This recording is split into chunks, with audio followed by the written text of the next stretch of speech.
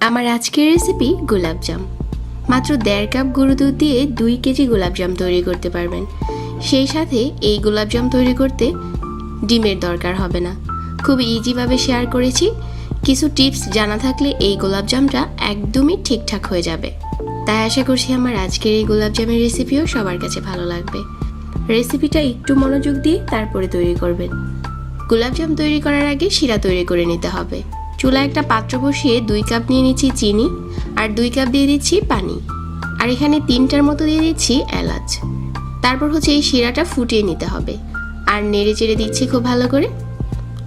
কিছুক্ষণ ফুটিয়ে নেওয়ার পর এখানে আমি 2 চা চামচ দিয়ে দিচ্ছি লেবুর রস, যাতে করে আমাদের শিরাটা খুব বেশি আঠালো না হয়ে যায়।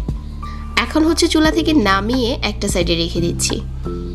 একটা বাটিতে নিয়ে নিচ্ছি 1.5 কাপ গরুর দুধ, 1/2 কাপ নিয়ে নিচ্ছি ময়দা, 1 চা চামচ বেকিং পাউডার। বেকিং সোডা দেওয়া যাবে না, এখানে বেকিং পাউডারটাই দিতে হবে। তারপর শুকনো উপকরণগুলো একসাথে মিশিয়ে নিচ্ছি।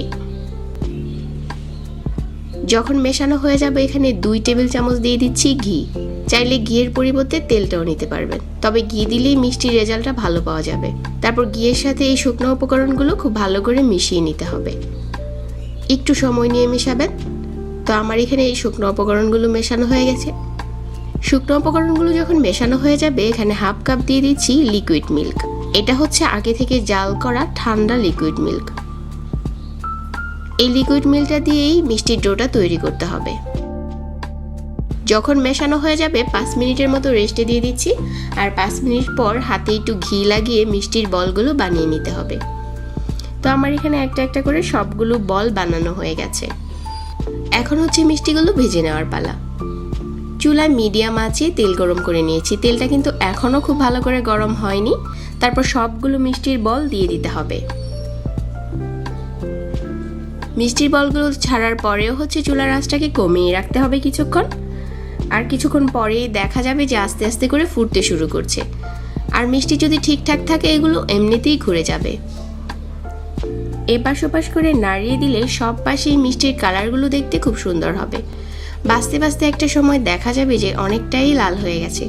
ঠিক ওই পর্যায়ে তেল ঝরিয়ে উঠিয়ে নিতে হবে।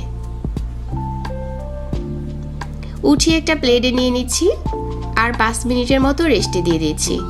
ওইদিকে আমাদের শিরাটা যে আগে থেকে তৈরি করেছিলাম ওইটা এখন একটু গরম করে নিয়েছি, আর এই গরম শিরার উপরে মিষ্টিগুলো দিয়ে দিচ্ছি।